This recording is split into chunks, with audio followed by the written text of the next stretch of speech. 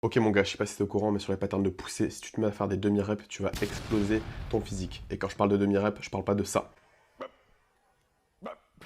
Mais je parle bien de ce genre de reps, autrement dit des Langston partial, donc des répétitions en position basse d'étirement.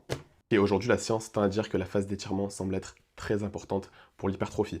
Je mets les preuves en description, mais je vous laisse aussi, de votre côté, aller faire vos recherches, histoire de coupler les sources. Ok, si on cherche à aller un petit peu plus loin et qu'on analyse le mouvement durant la phase donc excentrique, jusqu'à ce que l'épaule, le coude et la main forment un angle de 90 degrés, c'est principalement les triceps qui vont intervenir dû à une flexion de coude.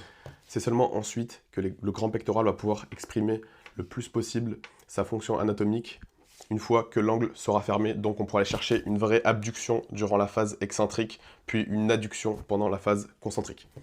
En plus, le fait de travailler en Langston partial fait qu'il y a une seule articulation qui rentre en jeu et non deux. On a seulement l'articulation de l'épaule, ce qui rend l'exercice très intéressant d'un point de vue ratio stimulus-fatigue.